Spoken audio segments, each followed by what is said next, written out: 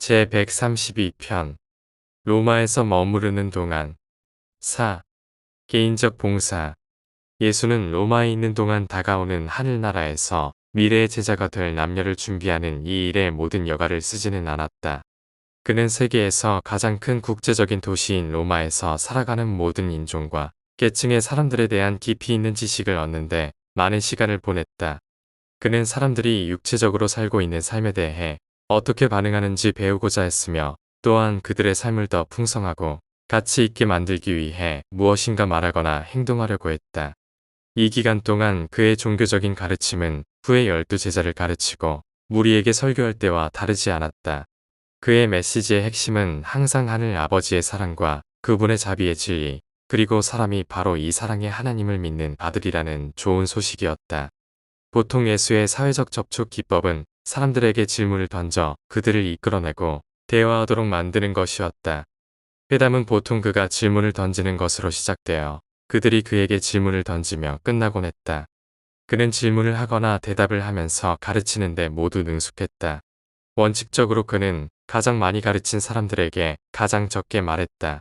그의 개인적 사역에서 가장 큰 혜택을 받은 사람들은 무거운 짐을 지고 불안해하며 낙담한 사람들이었으며 그들은 자신의 혼을 공감하고 이해해주는 경청자에게 털어놓을 수 있는 기회 덕분에 큰 위안을 얻었다. 예수는 그들에게 바로 그런 존재였고 그 이상이었다. 그리고 이처럼 적응하지 못한 사람들이 자신들의 문제를 이야기했을 때 그는 항상 그들의 진정한 어려움을 해결하려는 실용적이고 즉각적으로 도움이 되는 제안을 할 수 있었으며 물론 현재의 위로와 즉각적인 위로의 말을 잊지 않았다. 그는 항상 이 고통받는 사람들에게 하나님의 사랑에 대해 이야기하며 그들이 하늘에 사랑하는 아버지의 자녀라는 사실을 다양한 방법으로 알려주었다. 이런 식으로 예수는 로마에 머무는 동안 약 500명 이상의 이 땅의 사람들과 다정하고 고향된 관계를 맺었다.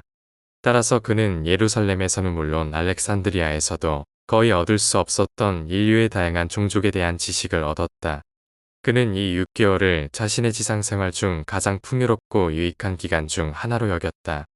예상했던 대로 다재다능하고 적극적인 그는 어떤 사업이나 교육, 사회개혁, 종교운동 프로젝트와 관련하여 자신의 봉사를 확보하고자 하는 수많은 사람들의 접근 없이는 세계 대도시에서 6개월 동안 활동할 수 없었다. 그런 제의가 10여 건 이상 들어왔고 예수는 그때마다 적절한 말이나 정중한 봉사를 통해 영적 고귀함에 대한 생각을 전할 기회로 활용하였다. 예수는 모든 종류의 사람들을 위해 일하는 것 작은 일까지도 매우 좋아했다. 그는 로마의 한 상원 의원과 정치와 국가 경영에 대해 대화했는데 이 한 번의 접촉은 그 의원에게 깊은 인상을 남겼고 그는 남은 생애 동안 동료 의원들을 설득하여 정부가 국민을 부양하고 먹여 살린다는 국민이 정부를 지원하는 방향으로 정책을 바꾸도록 규도하는 헛된 노력을 기울였다. 예수는 어느 날 저녁부 유한도의 소유주와 함께 시간을 보내며 인간은 하나님의 아들이라고 이야기했고 다음 날 클라우디우스라는 이 사람은 노예 117명에게 자유를 주었다. 그는 그리스 의사와 저녁 식사를 하면서 환자에게 몸뿐만 아니라 마인드와 혼도 있다고 말했고 이 유능한 의사는 동료들에게 더 원대한 사역을 시도하게 되었다. 그는 각계각층의 모든 종류의 사람들과 대화를 나누었다. 그가 로마에서 유일하게 방문하지 않은 곳은 공중 목욕탕이었다. 그는 그곳에 만연한 난잡한 성행위 때문에 친구들과 목욕탕에 동행하는 것을 거부했다. 한 로마 병사에게 그들이 티베르 강을 따라 걸으며 그는 말했다. 손뿐만 아니라 마음도 용감하라. 감히 공정을 행하고 자비를 베풀 수 있을 만큼 큰 사람이 되라. 상사에게 복종하듯 낮은 본성을 높은 본성에 복종하도록 강요하라. 선을 경외하고 진리를 높이라.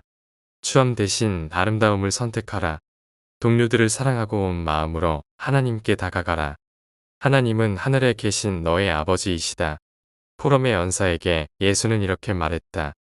당신의 웅변은 유쾌하고 논리는 훌륭하며 목소리는 듣기 좋지만 당신의 가르침은 참되지 않다. 만약 당신이 하나님을 영적인 아버지로 아는 데서 오는 감동적인 만족감만 누릴 수 있다면 당신은 당신의 말의 능력을 사용하여 동료들을 어둠의 속박과 무지의 노예에서 해방시킬 수 있을 것이다. 로마에서 베드로의 설교를 듣고 그의 후계자가 된 마르쿠스가 바로 이 사람이었다. 시몬 베드로를 십자가에 못 박았을 때 로마 박해자들에 맞서 담대하게 새로운 복음을 계속 전파한 사람이 바로 이 사람이었다. 억울한 누명을 쓴 한 가난한 사람을 만난 예수는 그와 함께 법관 앞에 갔고 그를 위하여 변론하도록 특별 허락을 얻고서 다음과 같은 훌륭한 연설을 했다. 공정은 나라를 위대하게 만들고 나라가 위대할수록 가장 힘없는 시민에게조차 불의가 닥치지 않도록 하기 위해 더 많은 노력을 기울여야 한다. 돈과 영향력을 가진 자만이 법정에서 공정을 실현할 수 있는 그 나라는 화가 있을 것이다. 법관의 신성한 의무는 죄인만을 처벌하는 것이 아니라 무고한 자는 풀어주는 것이다. 국가의 존속은 법원의 공정성, 공평성, 그리고 정직성에 달려있다. 시민정부는 공정에 기초하고 참된 종교는 자비에 기초한다. 판사는 사건을 다시 심리했고 증거를 철저히 조사한 후 피고인을 석방했다. 예수의 개인 사역 중에 했던 모든 활동 중에서 이 사건은 공개적인 모습에 가장 가까웠다.